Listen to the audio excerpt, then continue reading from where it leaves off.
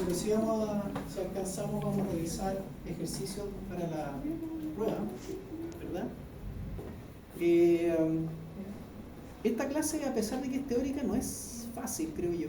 Creo que tiene mucho contenido, pero es importante, ¿no? Es importante porque tal vez debiéramos tener a futuro tal vez más de una clase de esto, porque en realidad es toda la aplicación hemos visto desde el punto de vista fenotípico, o sea, tenemos los animales, se diferencian los homocigotos de los heterocigotos y de los recesivos cuando se puede, esos son genes, ¿cómo se llaman esos genes? ¿Qué tipo de genes son esos que yo puedo ver? Los 3 genotipos, ¿cómo se llaman? Claro, cuando los veo los 3, ¿cómo se llaman esos tipos de una genética determinada? Vimos varios tipos de genética. No es dominancia completa. Si fuera dominancia completa, yo el heterocigoto no lo distingo del homocigoto dominante. Son iguales. Si es codominante, debiera haber ambos dos expresados, pero no sé si veo al hetero, porque ahí no hay dominancia. Pero ¿cuándo es cuando se ven claramente los 3 genotipos? Que me permite hacer selección. ¿Se acuerdan cuando hacíamos ese circulito? ¿Cómo se llaman ese tipo de genes que actúan por? Eso es importante para la prueba.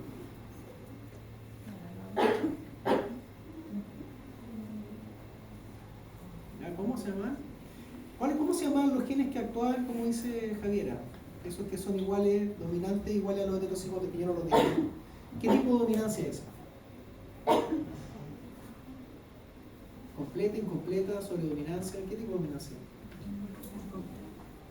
Cuando yo no distingo el heterocigoto del homocigoto dominante.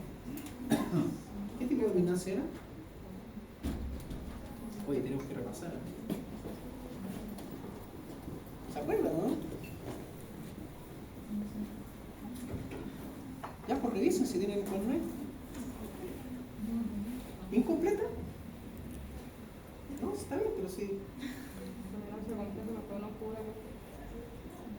¿De nuevo? ¿Dominancia? Completa. Es dominancia completa. Cuando hay dominancia completa, el alelo que domina no deja ver al recesivo. Por lo tanto, en el heterocigoto solo yo veo el que domina. ¿Sí? El heterocigoto igual al homocigoto dominante. Esos son genes que actúan por dominancia. ¿Cómo se llaman los genes que actúan cuando yo veo los 3 genotipos? ¿Qué tipo de genes es? Lo vimos en clase. Se llaman genes que actúan de manera aditiva. Genes aditivos. Poníamos una G y una A, ¿se acuerdan? ¿Y cómo se llaman los genes que interactúan? Generalmente vimos casos de esos también. Eran los genes que actúan por epistasis, por ejemplo. Entonces tenemos 3 tipos de genes, o 3 tipos de grupos de genes, algunos que interactúan, otros que actúan por dominancia, otros que actúan de manera aditiva. ¿Cómo se llama? No lo había visto. Entonces, estaba preguntando si tienen perro o gato, ya está claro. Entonces tenemos esos 3 tipos de genes que nosotros vimos y que los ejercicios se desprenden de eso, y la selección fenotípica obedece a esos 3 genotipos que yo puedo identificar. Pero hay veces que, y eso dependía de la heredabilidad. La heredabilidad era un estimador que me decía o me determina cuánto de la diferencia que yo veo, me estima eso, cuánto de la diferencia que yo veo entre los individuos obedece a factores genéticos. Entonces, si la heredabilidad es alta, me conviene hacer manejo genético; si la heredabilidad es baja, no me conviene. El problema está en que hay veces que hay características que tienen baja heredabilidad. Entonces yo diría, ya, entonces no hago un manejo genético para estos genes. Pero eso es porque yo estoy mirando una parte nomás. Estoy mirando un aspecto, y generalmente estoy mirando los genes que actúan de manera aditiva. Por eso hablamos de la heredabilidad en estrecho sentido, o sea, h elevado al cuadrado chiquitita. Que no es elevado al cuadrado, en realidad una h con un 2 chiquitito. Y no siempre tenemos la información completa para estimar la heredabilidad en amplio sentido. Entonces, no es tan cierto que características con baja heredabilidad yo no las pueda seleccionar. Pero tengo que usar otras metodologías, y eso es lo que vamos a ver ahora, por eso es importante. Voy a bajar la clase. PDF, y hay partes de la clase que son densas, entonces yo traje unos videos. ¿Dónde está la clase de contenido? Esta es la clase número 11.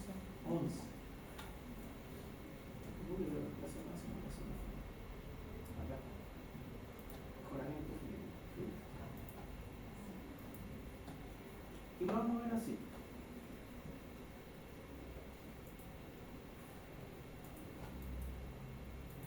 ¿Se ve bien? Entonces, los resultados de aprendizaje dice definir los conceptos generales de genética que explican los últimos avances en biotecnología y mejoramiento animal. Es una clase que en realidad es muy entretenida porque es puro conocimiento tecnológico. Aplicar conocimientos relacionados a la genética mendeliana y de poblaciones, estamos hablando de genética cuantitativa y mejoramiento, integrar los conocimientos y ideas en el curso para el desarrollo profesional y personal. Esto no es importante porque al final ustedes se están formando, ¿verdad? Demostrar una actitud de responsabilidad y dedicación en las actividades que se compromete, demostrar la capacidad de trabajo colaborativo en las actividades que buscan información y demostrar actitud responsable hacia la exigencia propia de la asignatura. ¿Saben cuál es la mayor diferencia entre cómo se enseña acá en Chile y en otros países en la universidad? O sea, yo tengo la experiencia más de Europa que Estados Unidos, pero hay una diferencia, y la diferencia está en que acá hay harto conocimiento, se enseña harta materia, ustedes tienen acceso a harta información, pero hay una diferencia clave que tiene que ver con que para alcanzar esto hay habilidades aprendidas que hay que poner en práctica. Ella se trabaja en el comienzo, tú estás metida en proyectos y en cosas así, estás metido en eso y estás trabajando en eso, entonces meten las manos en la masa muy temprano. Ustedes hacen, acá hay una práctica, ¿cuántas prácticas hay? Tres. ¿Y cuándo parten las prácticas? Ya pasaron una. Eso es muy bueno porque mientras más temprano sería ideal que tuvieran todos los años algo. Porque uno empieza realmente a manejar y a agarrar experiencia. Entonces, ¿qué pasa? Que cuando uno sale de la U, ¿cuántos son 5 años? Claro, uno te vaya a acordar a lo mejor de cálculo, yo ya ni me acuerdo, yo me iba re bien en cálculo y ya ni me acuerdo hacer un integral, se me olvida. Pero no necesito hacer un integral tal vez, pero sí sé lo que significa. ¿O para qué sirve? ¿Para qué sirve la integral? ¿Ustedes le pasaron dentro de los matemáticos? ¿No? ¿Pero vieron integral? ¿Y cómo leen una curva? Porque la curva, cuando yo dibujo una curva, ¡ay, traje la mesa! O sea, no se me puede explicar.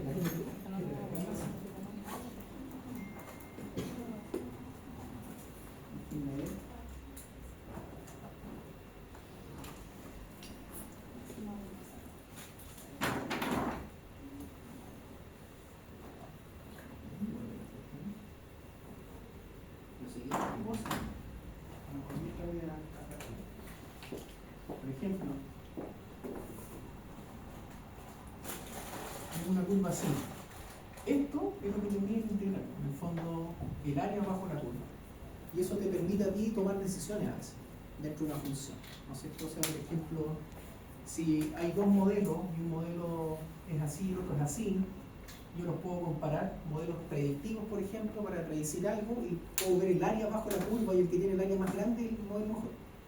Entonces ahí tú haces eso en el fondo de integral. Bueno, entonces es importante de repente recordar esas cosas. Entonces es bueno que presionen siempre para que tengan, o ustedes apenas puedan meterse en algo que les permita practicar lo que están estudiando, es súper útil. O sea, no estoy hablando de trabajar así como un McDonald's, sino que realmente trabajar en el área y lo que sea. Les da mucha experiencia. Hola. Entonces, ¿qué es lo que vamos a ver hoy día? Mejoramiento genético 3, biotecnología aplicada al mejoramiento genético, y acá estamos hablando de varias tecnologías que se están utilizando hoy en día para ya manipular, pero ya nos vamos a seleccionar, no solamente podemos seleccionar viendo la vaca que produce más leche, sino que podemos seleccionar genéticamente, directamente, en el ADN, por decir así, características que a mí me interesan. Eso es lo que vamos a ver un poco ahora. Y ahí dice bibliografía obligatoria. Entonces, introducción dice, de partida ustedes saben, porque vieron biología, que el ADN y el desarrollo de las técnicas de ingeniería genética ha sido una revolución en todos los campos de la salud humana y vegetal. Y eso no hay ni que estudiar esta carrera para saber eso. O sea, tuvimos una pandemia COVID, por ejemplo, y se desarrollaron vacunas en tiempo récord, se aplicaron vacunas con nuevas tecnologías, vacunas tradicionales, como la Sinovac al principio, pero después salió la de Pfizer, que tenía una tecnología revolucionaria que dio lugar a un premio Nobel en medicina. Entonces, al final, esto es cierto, o sea, el descubrimiento del código genético y cómo ese código genético termina siendo un producto a través, como se expresa, ¿no es cierto?, ha permitido una revolución en los últimos, qué sé yo, 50 años, tal vez un poco más, desde los años 60 en adelante, un poco, por más o menos, y tal vez 40 en adelante, muy fuerte. Y eso ha permitido tener una revolución en salud humana y también lo que es animal, la producción, la mejora, etc. Y por eso, ¿se acuerdan de la carta que veíamos y hablábamos de los organismos modificados, los insectos, poniendo en la carpeta, ¿no es cierto?, de que tenemos calentamiento global y que el planeta está sufriendo ciertos cambios? ¿Y cómo nos preparamos para esos cambios? ¿Cómo mejoramos la alimentación?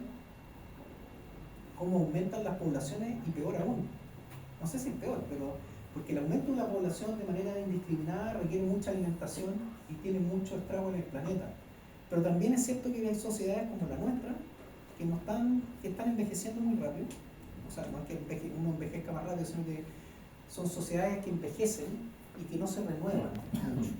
¿Han visto la tasa de nacimiento en Chile, no? ¿Cómo va? Para abajo. Mucho más rápido que otros países de la OECD. Entonces eso es como uno dice, qué bien, sí, yo no quiero tener hijos tampoco.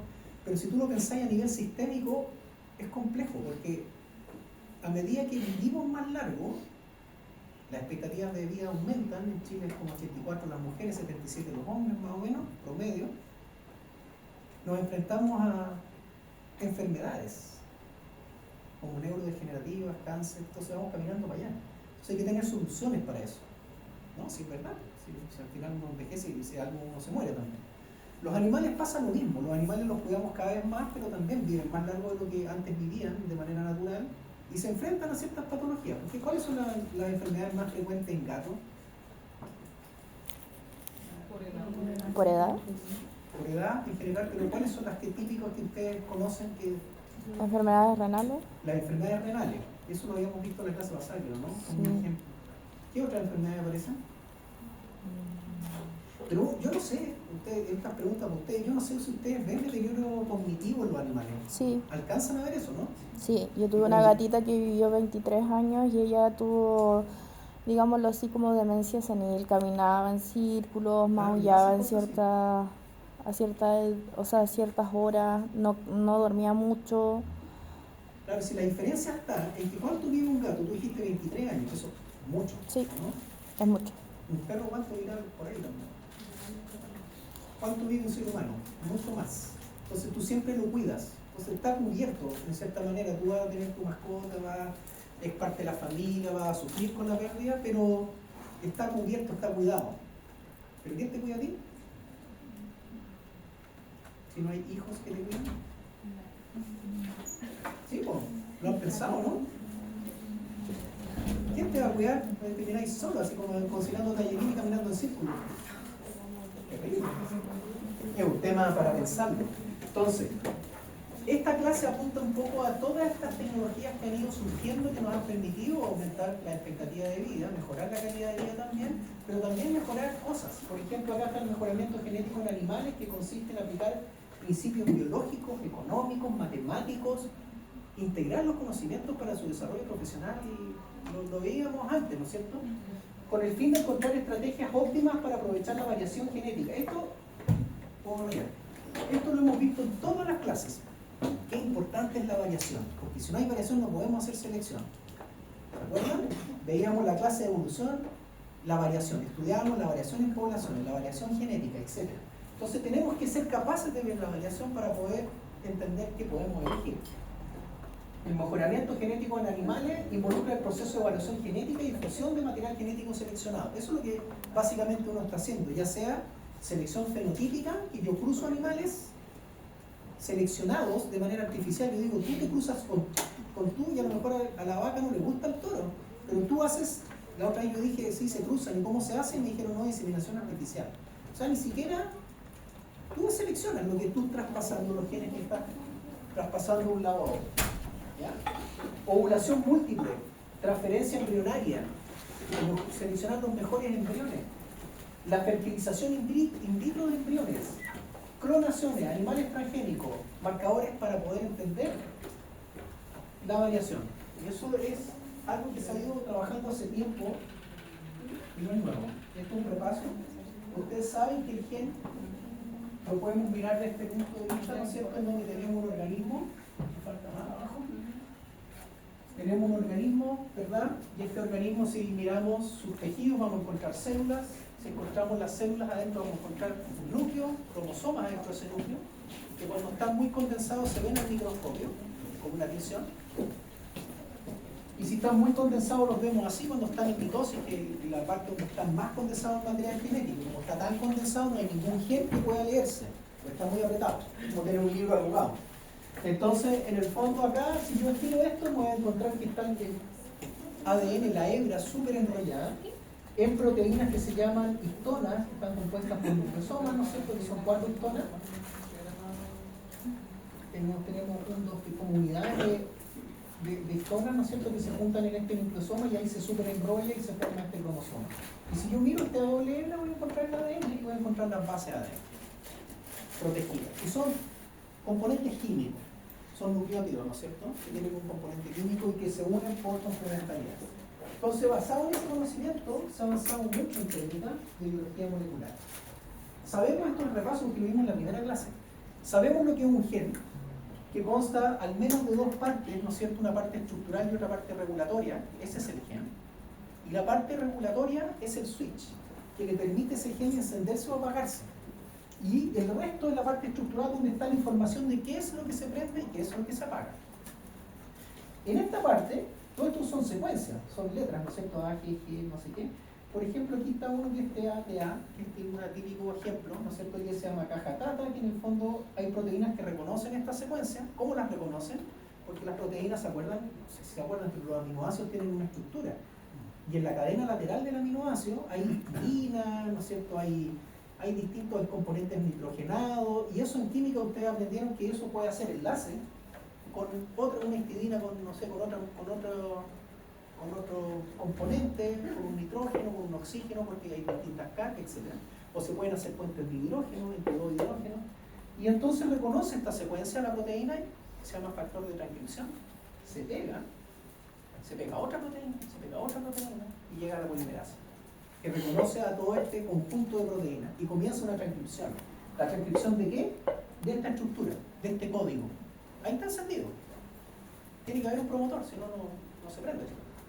Porque tiene que ser capaz esa secuencia específica, en ese tejido específico, de atraer ciertas proteínas para poder atraer a la polimerasa, para que la polimerasa haga la transcripción de ese gen. Y eso se transforma en un ARN, ese ARN sale del núcleo, en el caso de los eucariontes, sufre modificaciones para salir, splicing entre ellas, ¿no es cierto?, una polía, etc. Todo eso lo aprendieron en biología. Sale del núcleo y pasa a un ribosoma y se traduce a una proteína. Y esa proteína se hace y cumple una función, ya sea dentro del citosol, en la membrana, donde tenga que ir, ¿verdad? Entonces todo esto, la estructura de los genes y su función a nivel molecular nos permite entender cómo se heredan las cosas, cómo funciona la variación y qué patrón de expresión de genes hay. Y eso es impresionante porque ustedes lo ven siempre. O sea, si ven un animal y tiene manchas, las manchas son súper definidas. El color negro en una parte y el color blanco en otra. No sé, por ejemplo, una vaca. Y no es como...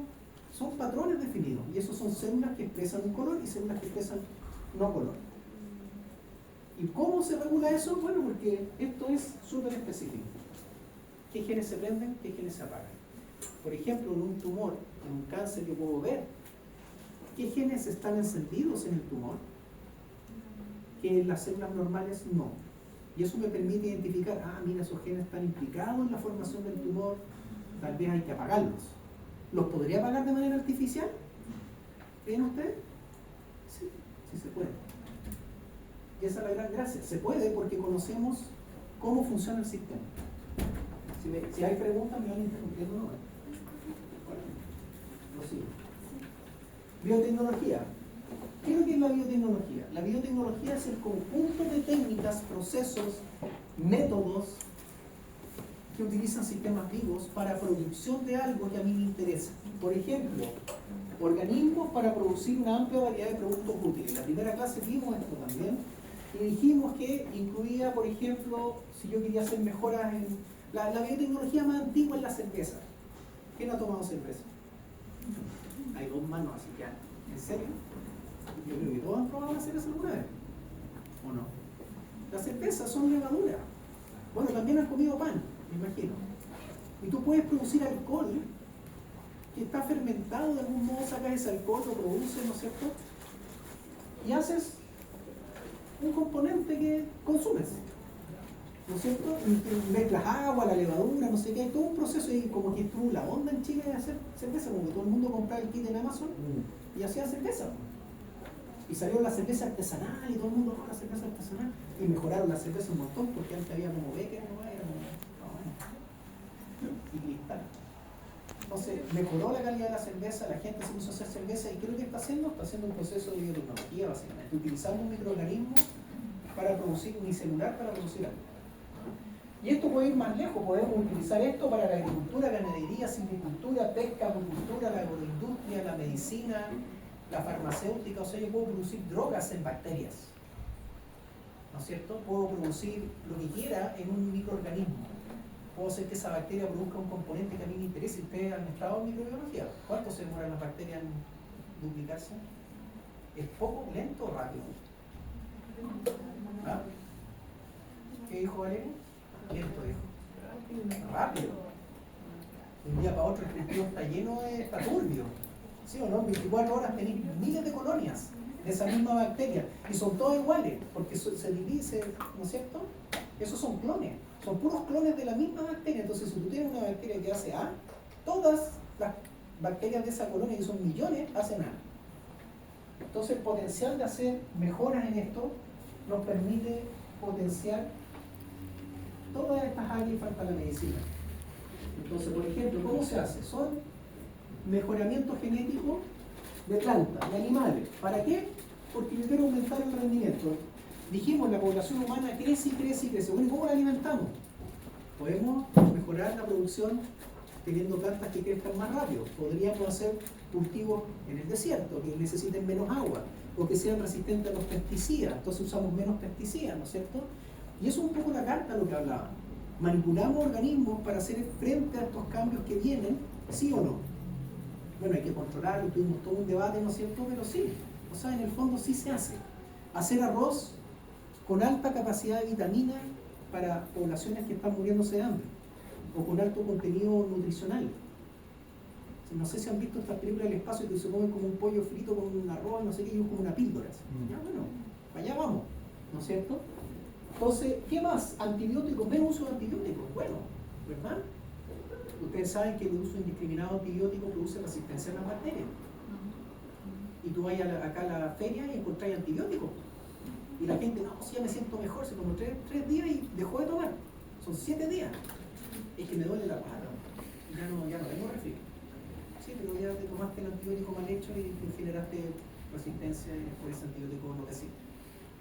Y no te sirve a ti, sino que no te sirve como a la población. Se pasa la información a la bacteria. Esos genes de resistencia a antibióticos están en la bacteria generalmente, ni siquiera en su cromosoma, que está acá circular, porque no tiene núcleo, pero hay un DNA circular pequeño que se llama... Exacto. Plasmidio. Y que es un ADN circular que se reparte cada vez que la bacteria se divide, ¿no es cierto? Se reparte. Y ese plasmidio también se divide junto con la bacteria. ¿Por qué? Porque el plasmidio tiene... Vamos a poner acá un ORI, que es un origen de replicación que le permite también replicarse. Cada vez que la bacteria se divide y copia su ADN, ese plasmidio también hace lo mismo. Y acá tiene genes.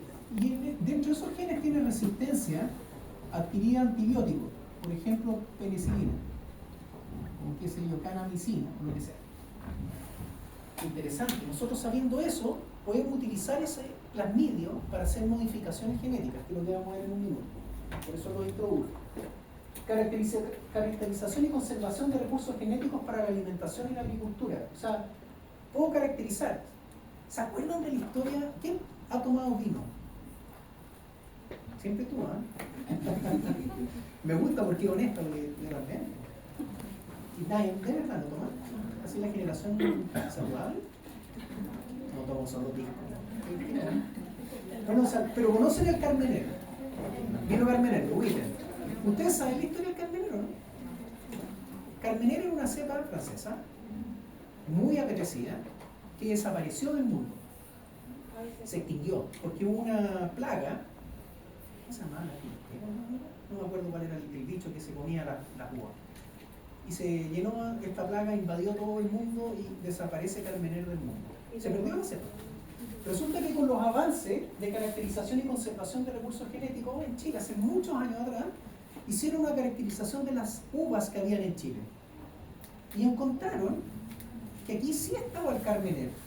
Hicieron una caracterización genética y se dieron cuenta que una de las uvas que usaban haciendo una mezcla de vinos X, había carmenero. Era el único lugar en el mundo que esa cepa todavía existía. Se dieron cuenta porque hicieron una caracterización genética. Y de repente Chile empieza a producir carmenero. Y el carmenero se recuperó. Bonita historia eso. ¿O no? Cultura general. Eso. Una vez me acuerdo de haber estado en una entrevista que te invitan para dar una charla, ¿no es cierto? Y estás postulando a un cargo y te dan como una invitación, te pasean por todos lados, te vayan a charla. Y me acuerdo de haber estado en una cena y todo el mundo hablando cosas inteligentes y yo no sabía qué decir. Tenés que decir algo, como te quedar callado, no decir nada, sino... Y me acordé de esta historia. Alguien habló del vino y lo único que conté esa historia. Y súper bien, y es cultura general porque es interesante. ¿Se dan cuenta? Entonces esto tiene que ver con caracterización y conservación de recursos. Diagnóstico de enfermedades, súper importante. Mejorar los diagnósticos a tiempo. Yo lo veo en salud humana. O sea, mientras más temprano detectes un cáncer, mejor es la prognosis de la patología. O sea, mejor chances tienes de sobrevivir. Eso está claro. Por eso la mamografía, hacerse el PAP, ¿no es cierto? En el caso de las mujeres, los hombres, antígeno prostático y tacto. Ese es el que los hombres somos pésimos para ir al médico, mucho más malo que las mujeres. Pero en el fondo, ¿por qué apuntan a esos screening o tamizajes o cribados en español? Porque tú quieres diagnosticar la enfermedad lo antes posible. Porque mientras antes tú diagnostiques, más barato es el solucionar el problema. Mientras más tarde es más complicado. Desarrollo de vacuna, ya lo vimos con el COVID, producción de alimentos fermentados, bueno, tenemos todos los alcoholes, ¿no es cierto? Cuidado del medio ambiente, hay diversas aplicaciones, no solo eso, la bioremediación, la destrucción de contaminantes, hay un montón de proyectos de tratar de utilizar, por ejemplo, elementos como el plumavit, plástico y reciclar eso a través de microorganismos también. Hay unos zapatos, cuero de hongos, ¿han visto eso, no? Una empresa chilena creo que hizo, bueno, hay otra empresa internacional también que hizo cuero de hongos, igual como un cuero de animal, pero de hongo. Entonces todos esos desarrollos son biotecnológicos. Acá tenemos la cría selectiva, lo que se hacía antiguamente, ¿no es cierto? Yo quiero un carácter que me interese y yo voy a criar a este con este porque eso es lo que me interesa. Y este es el mejor ejemplo. Los perros, es impresionante la cantidad de razas de perros que hay distintas.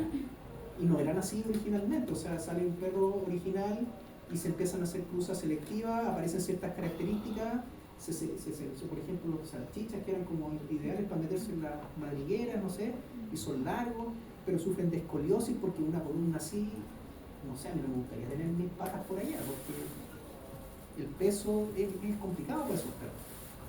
¿Y por qué existen? Bueno, son cruzas. Se caracterizaron ciertas cosas y se fueron haciendo selección, hasta tener un animal que manifestaba ese tipo de características. Mucho endogamia, cruces individuos con características similares, razas, consecuencias, ya sabemos el problema de endogamia, lo podemos medir con el factor, ¿no es cierto?, F de endogamia, ¿se acuerdan? ¿Cuánto porcentaje de homocigosis hay? Sabemos el problema. Pero es lento, tengo que esperar la cruza, tengo que seleccionar, hacer los cruces, esperar que nazcan, ¿no es cierto? Y ahí aparece esto que como herramienta de la biotecnología de la manera antigua, ¿no es cierto? Empiezan los usos de microorganismos para cosas que a ti te interesen. Y aquí tenemos el clásico ejemplo que es muy antiguo. ¿No es cierto? Pero esto es mucho, ¿verdad? Podemos aplicar la producción, nuevas técnicas que se han ido incorporando tenemos herramientas, ¿no es cierto? Aquí hay programas de mejoramiento genético de selección, nuevo análisis. En Chile no sé qué tanto en animales se hace, yo sé que se hace en la Universidad de Chile, tenía un programa en donde se estudiaba mucho genética cuantitativa y apuntaban a esto. Tecnología potencial de aplicarse en futuro, herramientas actuales, por ejemplo, ahora aparece CRISPR-Cas9, que es lo que vamos a pasar ahora, o Cas9. CRISPR es una tecnología de edición genética, también un Nobel. Podemos modificar a los organismos de manera genética, que son de uso común en plantas. En animales hay pocos, pero hay, ¿no es cierto? El salmón, por ejemplo. Ya, eso ya lo mencioné. Entonces, partamos por esto. Esto es un gel de electroforesis. Vamos a partir por algunas técnicas de biología molecular, como el PCR. ¿Quién se hizo PCR durante la pandemia? Entonces, todo el mundo habla del PCR. Cuando tú hablas en la clínica, te dicen PCR, te hablas de una enfermera, te va a decir, ah, sí, la proteína C reactiva. También se llama PCR. Pero en realidad, para nosotros, los biólogos moleculares, el PCR es esto, que es una amplificación. Dice polimerasa, reacción en cadena de la polimerasa. O sea, ¿qué hago? Lo único que estoy haciendo es aplicar lo que aprendieron en biología. El ADN se replica. ¿Cómo se replica? Se abre la doble hebra, ¿no es cierto? Llega una primasa. La primasa es en el fondo es una cadena corta de ARN, porque la polimerasa, la ADN polimerasa, que copia, que pega nucleótidos, necesita un extremo H libre. Entonces necesita algunos nucleótidos para repartir. Eso se lo pasaban, siempre lo preguntan en biología porque es como la clave. Entonces, eso lo que hace el ADN es esto: se abre, llega una primasa, genera un fragmento corto de nucleótidos, pero son de ARN, y de ahí llega la polimerasa y empieza a pegar bases. Si aquí hay una A, o acá hay una A, aquí pega una T, si aquí hay una C, pega una G, Eso ya lo saben, ¿verdad? Entonces, sabiendo eso, se inventó una técnica que copiaba la replicación y te permite copiar un fragmento de ADN miles y millones de veces y lo puedes ver. Entonces, así lo ves. Esto es un gel de agarosa, que es como cuando hacen jalea, gelatina. ¿Han hecho gelatina? Es re fácil hacer gelatina. Con un polvo se echa el agua caliente, se disuelve, se enfría en un molde. Si tú le pones un molde en la cara de un sapo, te queda como una jalea tipo sapo, ¿verdad? Le pones una calavera y tiene una calavera que era jalea. ¿Han hecho jalea con alcohol? No. Pero también lo hacen con la naranjita para los cumpleaños. No, para los cumpleaños de niños no. No está hablándole con la familia. No se le ocurre. Por Dios. Bueno, esto es lo mismo, pero en vez de agua usan un buffer, ¿verdad? El buffer se calienta y se usa una agarosa, que también es un polvo. Se disuelve, se pone en un molde y acá arriba se le pone una peineta, básicamente. Algo que es así. Perdón el dibujo, pero no tengo ganas de dibujar el dibujo. ¿Ya? Y cada uno de estos hoyos, cuando se polimeriza, que esa es la palabra elegante, ¿ya? Lo pongo al refrigerador o lo dejo a temperatura ambiente y se pone duro, se polimeriza y queda, después saco la peineta y me queda un hoyito. Entonces, donde yo puse la peineta me van a quedar un hoyito aquí, un hoyito aquí, un hoyito aquí, un hoyito aquí, un hoyito aquí. Y aquí es donde yo cargo la muestra. La muestra es un buffer, el mismo, un buffer especial, ¿no es cierto? Una tinción, una tintura para poder ver, y mi ADN. Y esto es lo que yo veo. Esto corre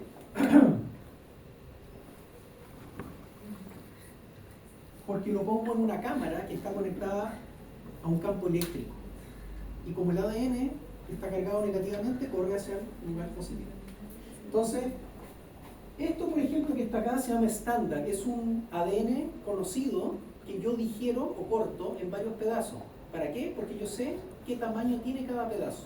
Entonces yo sé que, por ejemplo, acá son 23.000 pares de base. Acá son, no sé, 18.000. Acá son 7.000, etcétera, etcétera. Entonces, yo pues corro mis muestras y sé qué tamaño de ADN tengo. Mientras más grande, más arriba queda en el gel, porque más le cuesta pasar por el entremedio del gel. Si yo miro este gel al microscopio, es una telaraña, es como algo así, como lleno de hoyos. Entonces el ADN va pasando entre medio, y si es muy grande le va a costar pasar. Mientras más chico, más rápido pasa. Entonces eso es lo que yo veo, el patrón de cómo este ADN migra en este gel. Y esto lo que estoy viendo son ADN cortados. Los corto con algo que se llama enzima de restricción. Eso es lo que vamos a ver ahora. Vamos a ver hibridación, enzima de restricción, clonación, microarreglo, secuenciación, electroforesis, CRISPR, etc. Por eso la clase es larga. Entonces, por ejemplo, herramienta de biotecnología. Vamos primero a aplicar, por ejemplo, que es la manipulación del ADN. El uso de genes para cambiar la genética de los organismos implica primero saber qué genes me interesan. Para eso yo tengo que saber leer genomas. Puedo modificarlo y puedo remover ADN, puedo poner ADN, puedo silenciar, puedo hacer mutaciones, etc. ¿Ya? Yo puedo manipular eso. Partamos por la clonación. La clonación son moléculas exactamente iguales.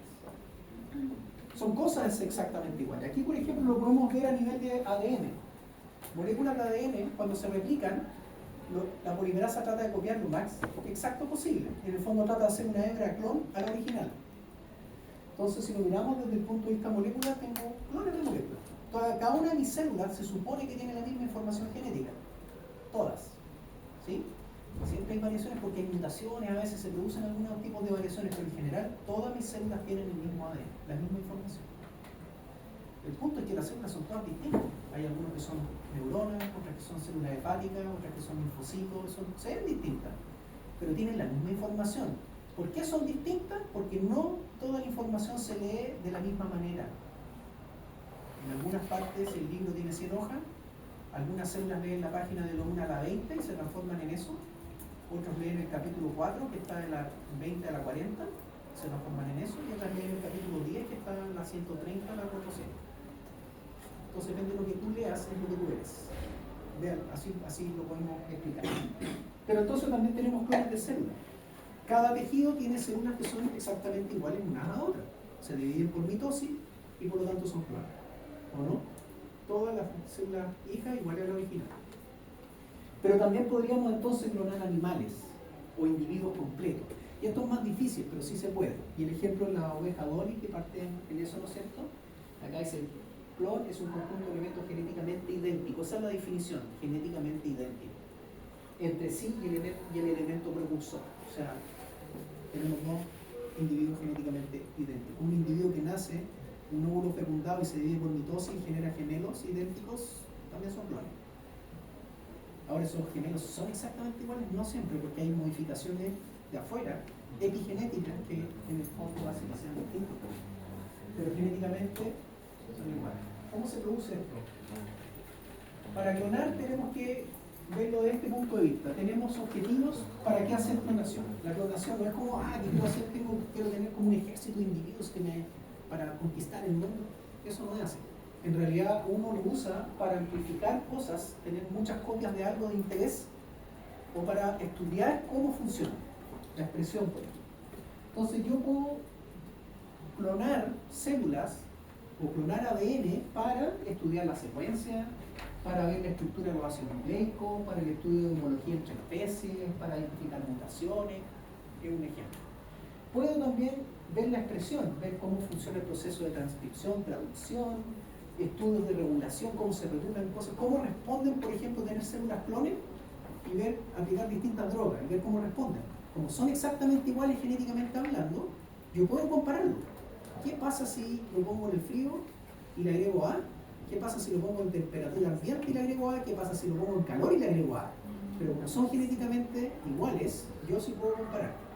Y estoy viendo exactamente el componente A en distintas temperaturas, sin otra variable, limpiecito. Profe, eso quiere decir, por ejemplo, ya cuando se clonó la oveja Dolly, supongamos que hubiera tenido alguna enfermedad, ¿también se clona la enfermedad? Si hubiese tenido una enfermedad en su ADN, una mutación, claro. Vamos a ver cómo hicieron a la Dolly. ¿Saben cómo hicieron a la oveja Dolly, no? Ahí lo vamos a ver en un minuto. Bueno, tener esta idea, producción de proteínas para estudiar su ARN, para su identificación, estudios para la aplicación de ingeniería genética de proteínas. Es muy interesante tener, por ejemplo, células clones. Lo que yo mencionaba, por ejemplo, el ver en estos clones y estudiar la aplicación de drogas, cómo responden estos tejidos hechos por células de clones, ¿no es cierto?, que son exactamente iguales, o estudiar cómo responden a algún incremento, a una modificación del ambiente. En humanos es súper difícil, porque somos muy heterogéneos. Entonces, por eso los estudios clínicos que apuntan a la medicina humana no son fáciles de hacer. O sea, por ejemplo, estudiar el efecto de comer pan tostado, qué sé yo, hará mal. Ya tendrías que estudiar miles de personas, millones, para poder saber en el tiempo si eso realmente tiene un impacto tan negativo o no. Porque genéticamente somos todos distintos. O sea, ya yo me pongo, imagínense la muestra, el experimento. Así ya tengo la población, los casos de estudio, los controles comen pan normal, los otros comen pan ultra tostado. Voy a ver si tiene un efecto negativo. Pero ¿comen ustedes solamente pan tostado, no? No, llegan a la casa y comen otra cosa, toman agua, y otros que toman otra cosa, o que comen lechuga. Entonces, al final, ¿cómo controlas eso? No tienes, pero un animal o una célula clonada, como tú sabes que come, cuándo come, qué es lo que le das, todos iguales. Entonces es más fácil hacer experimentos.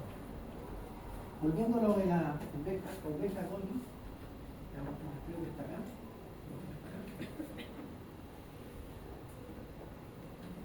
Lo voy a explicar. Dice que está. Salud, algún turno. La oveja Dolly lo que hicieron fue lo siguiente, básicamente, lo voy a explicar aquí. Tenían una oveja, lo voy a hacer como círculo porque no quiero dar vergüenza a los dibujos. Esta es la oveja, ¿ya? Y le sacaron de la glándula mamaria una célula. ¿Ya? Vamos a dejar así. Esta célula es una célula de un tejido, como cualquiera de las células que tienen ustedes. Por lo tanto, es una célula 2N, ¿verdad? Acuérdense que cuando se produce un individuo, aquí está un óvulo, es N, y viene el espermio que es N. Entonces esto genera un individuo que es 2N, que es ese individuo. Todas sus células, excepto sus gametos, son 2N. Por otro lado, tomaron un óvulo, que este es el óvulo, que es N, y lo que hicieron fue sacarle el núcleo afuera. Con una pieza, succionaron ese núcleo. Y dejaron solo el núcleo, el óvulo enucleado, sin núcleo. Sacaron o fusionaron estas dos células y este núcleo pasa acá. Entonces este núcleo ya es 2N, no necesita un espermio. Ya tiene toda su constitución genética. Acá pasa la magia, realmente es magia. Y esto lo meten en, bueno, podría servir para generar un embrión en estadios tempranos y estudiar en lo que más se hace. Ya que en el fondo uno no hace el individuo completo, sino que estudia tejido, estudia un desarrollo temprano y después desechan. ¿Ya? Pero en este caso lo metieron lo criaron en in vitro un tiempo, se empezó a desarrollar un embrión y después este embrión lo implantaron, implante en madre sustituta. ¿Ya? En el útero de una madre sustituta. Otra madre, otra oveja. Y tuvo el bebé. Ese bebé, como tiene ese material genético, es exactamente igual a ese. Así se hizo, en palabras simples. Ahora, ¿cuál es la magia que yo digo acá? Esto es fascinante, porque aquí se descubre algo muy importante. Algo que está en el óvulo, todo lo que está en el óvulo, que no está en el núcleo, pero que está aquí, en ese citoplasma, ¿no es cierto?, influencia para que este núcleo cambie o se reprograme. ¿Por qué digo eso? Porque ustedes saben que una célula, si uno saca una célula de la glándula mamaria, ¿se va a transformar en una neurona? No, es una célula de la glándula mamaria. Ya está como, es como ustedes. Si yo los saco de esta sala, ¿van a ser contadores auditores? No, van a seguir estudiando veterinaria, porque ya están set en eso. Decidieron eso hace años atrás y están metidos en eso y se metieron en la carrera y llevan 2 años. ¿Verdad? Pero esto que estaba en el núcleo hizo que ustedes cambiaran y se volvieran contadores auditores. O sea, tuviera todo el potencial de cuando tenían 6 años y todavía estaban soñando con ser algo, qué sé yo, lo que querían ser en esa época. ¿Se dan cuenta? O sea, aquí había modificaciones, moléculas que hicieron que este material genético que ya estaba, ya ciertos genes que se expresaban, que ya se prendían, otros que estaban ya apagados, porque era un programa definido, se reprogramara y se volviera laxo a hacer cualquier cosa, tanto así que generó un individuo completo hermano. Esa es la magia. Y esto da origen a algo que es muy interesante, que se llama el estudio ahora de células pluripotentes programadas, IP cells. Estas células te permiten a ti, por ejemplo, si tú sabes qué proteína echar o qué genes encender, tú haces que cualquier célula se desprograme y vuelva a ser como una célula que es pluripotencial, capaz de generar cualquier célula del cuerpo. Y esto sirve para medicina. ¿Ya? Por ejemplo, te falta un hígado, bueno, podría hacer células hepáticas nuevas, sacando una célula de la piel y transformándola en una célula hepática de manera artificial. Por pura ciencia ficción, pero funciona, se hace. Y hay muchos estudios en etapa clínica en eso. En el fondo puedes transformar cualquier célula en una célula madre, eso estoy diciendo. ¿Ustedes conocen el concepto de célula madre? ¿Cómo se hace esto para hacer un clonamiento? Por ejemplo, acá traje un video también. Tengo, por ejemplo, un material genético que me interesa. Acá está mi ADN, que saco de una célula, y este ADN yo puedo fragmentarlo. ¿Con qué lo fragmento? ¿Existen en microbiología aprendieron de la enzima de restricción? No. ¿No? ¿Sí o no? Las enzimas de restricción. Las enzimas de restricción, las bacterias tienen su sistema inmune también. Se defienden de patógenos que son virus que infectan bacterias. Se llaman los bacteriófagos. Pero andaban por ahí, bacteriófagos, ¿no es cierto? Entonces, ¿cómo lo hacen? Tienen ciertas enzimas que cortan cualquier material genético extraño que tenga cierta secuencia específica. Entonces tienen un set de enzimas que corta cuando ve esa secuencia. Yo veo, por ejemplo, esta secuencia y corto. Tengo una enzima que corta. Entonces, así se defienden de material genético que entra a esta bacteria. Conociendo eso, los científicos pescaron esta y emplearon un montón de enzimas que se llaman enzimas de restricción que cortan ciertas secuencias súper específicas. Entonces, conociendo eso, yo puedo cortar mi ADN de ustedes, cualquiera, con esas enzimas de restricción. Y esas enzimas te cortan un fragmento. Por ejemplo, aquí yo puedo usar una de la Escherichia coli que se llama EcoR1 y corto el ADN en distintas partes. Cada vez que la enzima ve un fragmento específico, corta. Es una tijera. Así de simple. Entonces, yo genero fragmentos y estos fragmentos los puedo incluir. Imaginemos que este es el fragmento que me gusta, este que está acá más en negrito. Los puedo incluir en un plasmidio. ¿Se acuerdan del plasmidio que vimos recién? Ustedes dijeron que eso sí lo conocían. Yo pesco ese plasmidio y lo corto con la misma enzima, EcoR1, y le hago un corte. Entonces me queda el plasmidio abierto. ¿Ya? Lo vamos a imaginar así. ¿Ya? Y pesco este fragmento y lo pego acá. ¿Cómo lo pego? Puedo utilizar una enzima que también aprendieron en biología que se llama ligasa.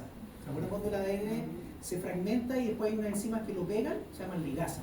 Y entonces esto lo liga acá. Entonces uso ligasa y pego mi ADN de interés en este plasmidio, que además tiene un ORI y tiene un gen de resistencia, imaginemos a ampicilina. Acá había puesto ampicilina. Resistencia a ampicilina. Entonces, este plasmidio ahora lo saco, ¿verdad? Lo tengo en un tubito y lo introduzco en una bacteria. ¿Cómo lo introduzco en una bacteria? Pesco las bacterias, pues hay varias metodologías, una de las más efectivas es hacer como una pequeña electroshock a las pobres bacterias. Le aplicáis un poco de electricidad y todas las bacterias se les abre la membrana, porque tienen pared, ¿no es cierto? Y se abre un poco, se le hacen poros. Y le pongo el ADN y entonces este plasmidio ingresa a la bacteria. Algunas las ingresan, otras no. Cultivo estas bacterias por un rato para que se recuperen, se empiezan a dividir. Las que tienen el plasmidio también se dividen, las que no lo tienen también. Y luego paso esto a un cultivo, en un matraz. Paso esto a un cultivo, pero que tiene antibióticos, ampicilina. Solo aquellas bacterias que tengan el plasmidio sobreviven, las otras se mueren. Entonces ya tengo seleccionadas todas las bacterias con el plasmidio que me interesa. Todavía no sé si tiene este fragmento o tiene otros, o tiene parcial el fragmento, o lo tiene completo. De ahí yo hago un análisis del fragmento y puedo saber si está completo, si no está completo, etc. Así se hace una clonación, porque yo en el fondo lo que hago es cultivar las bacterias se van dividiendo y voy teniendo cada vez un montón de bacterias con el plasmidio de interés. Después traigo ese plasmidio y tengo muchas veces copiado eso, que es lo que me interesa. Entonces, ¿para qué sirve toda esta cuestión? Porque se pueden estudiar un montón de cosas. Por ejemplo, antiguamente la gente que tenía problemas con la insulina tenía que inyectarse insulina. ¿Y a dónde la sacaban la insulina? De los cerdos. usaban insulina de cerdo, que era lo más parecido, para hacer ese tratamiento. Era sumamente caro, porque tenéis que sacar un cerdo, sacarle la insulina, purificarla y todo el cuento. Entonces de repente llegan los biotecnólogos, incluyendo chilenos, un chileno, que empieza a trabajar con esta tecnología en los 80. Y lo que hacen es pescar insulina humana, este fragmento, el gen de la insulina humana, y la meten en un plasmidio. Y ese plasmidio lo pueden poner en levadura también, pero lo pueden introducir en una bacteria. Y ahora la bacteria produce 1 millón de veces este gen que codifica para la insulina humana. Entonces puedes producir insulina humana de manera artificial y puedes hacer que esto se exprese y se genere una proteína de la insulina humana. Lo hicieron en levadura porque la levadura es un organismo eucarionte. La bacteria es procarionte, por lo tanto las modificaciones que se le hace a esa proteína son distintas. Por eso la levadura era más eficiente. Pero sacaron la insulina que hoy en día se produce en levadura, no del cerdo. Y es la insulina no del cerdo, es la insulina humana, no es insulina de levadura. La insulina humana producida en una levadura para hacer un medicamento. Y eso abarató los costos del tratamiento. ¿Sabían eso? Entretenido, ¿no? Para eso sirve este tipo de tecnología. Les muestro el video, ¿no? ¿Cómo salió?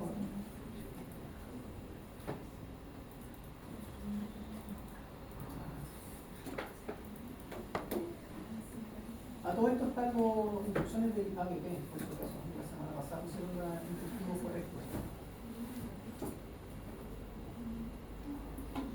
¿Cuál era el primero? ¿Será este?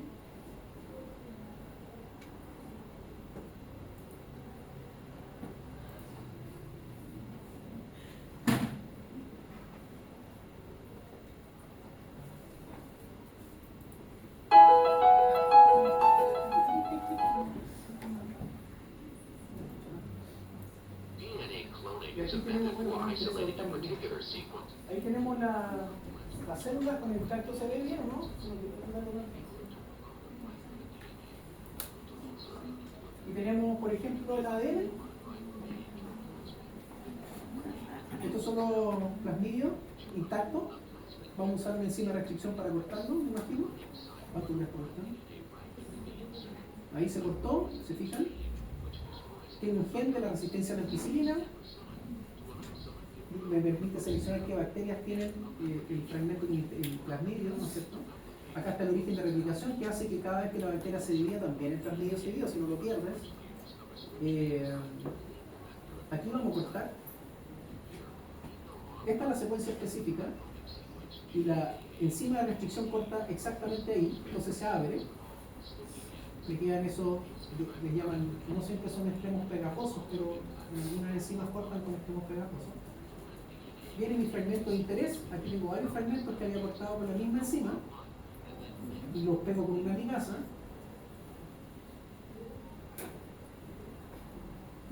Ahí. Meten el plasmidio, se fijan que la secuencia es complementaria porque está cortada con la misma enzima, entonces queda complementaria. Estos son secuencias palindrómicas. ¿Saben lo que es palindrómico? Que se lee para un lado y se lee lo mismo para el otro. Eso es palindrómico. Entonces por eso genera esos extremos pegajosos. Pero uso una ligasa para pegar. Ahí tengo mi insecto, el verde. A eso se le llama plasmidio recombinante porque tengo dos ADN de distinto origen, el mío y el del plasmidio. Ahí está el origen de replicación, el gen de resistencia a ampicilina. Entonces ahora acá esto plasmidio con método dentro de la bacteria por electroporación o por métodos químicos, cambio de temperatura y de sal. Ahí tenemos todos los plasmidios. Ahí van a las bacterias, entran. Ahí está el ADN cromosomal de la bacteria, circular, sin núcleo, va a entrar el plasmidio. Esto es sumamente fácil de hacer en realidad, es muy rutinario, se hace siempre. Ahí están los plasmidios y ahora yo puedo hacer que la bacteria se produzca en un cultivo y voy a tener millones de copias de esos plasmidios. Después los extraigo, hay técnicas químicas para extraerlos y tengo mi ADN y lo puedo guardar en el refrigerador, me lo puedo mandar por carta, lo echo en un papelito, se seca y después lo puedo reconstituir en un buffer, súper útil. aquí puedo verificar en la placa agar que ustedes han hecho en el laboratorio, ¿no es cierto?, hecho en el cultivo, y voy a ver las colonias que crecen en este agar que tiene ampicilina. Entonces solo las bacterias que tienen el plasmidio van a crecer, las otras no. Entonces ahí voy a tener cómo seleccionar las colonias, que ustedes saben que una colonia son millones de bacterias, no es una sola. ¿Se fijan? Esta muere porque no tiene el plasmidio, y esta no se la pasó, se murió, chao. Pero las que tienen el plasmidio sí sobreviven. Ahora aquí me queda identificar qué bacterias tienen el fragmento que a mí me interesa, porque las otras tienen otros fragmentos que no me interesan. Entonces aquí yo puedo utilizar distintos mecanismos para poder saber.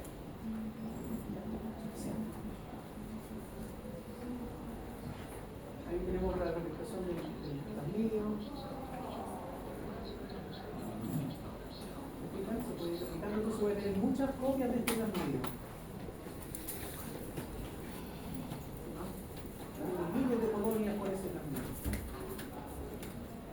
¿Ya? Esa era la idea. ¿Está bueno, no? Sí. Está muy fome. No. Entonces acá está la estructura del plasmidio, si ustedes ven. Así son los plasmidios. Si fijan comercialmente, acá tengo el gen de resistencia a ampicilina. Muy importante recordar tres cosas. Tienen un origen de replicación, si no, no se replica.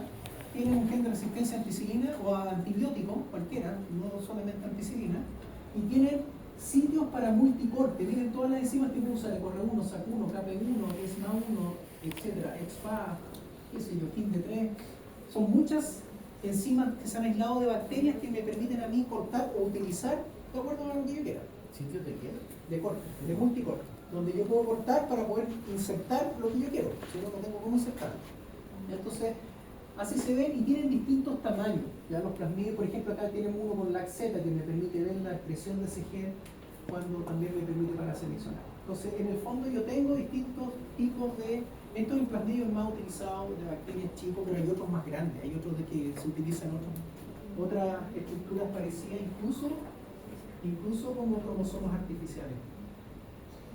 Por ejemplo, acá tenemos plasmidios normales que van hasta 10 kilobases, bacteriófagos, que son virus que infectan a bacterias, también los puedo utilizar, cósmidos, que son más grandes, 30 a 44 kilobases, son como plasmidios, pero mucho más grandes, PAX, que son cromosomas artificiales, VAX, cromosomas de bacteria artificial, hacer un cromosoma artificial, o hacer un cromosoma artificial de levaduras. Todo eso lo puedo utilizar como vehículo. ¿Para qué quiero vehículos más grandes? Para meter fragmentos más grandes. Pues hay genes que son súper grandes. El gen de la distrofina, de la distrofia, no te cabe en un plasmidio. Que son miles, es un gen gigantesco, tiene millones de exones. No millones, pero mucho. Entonces eso no te cabe en un plasmidio, entonces necesitas un material más grande para poder utilizarlo. Y ahí te viene bien utilizar un cósmido o algo así.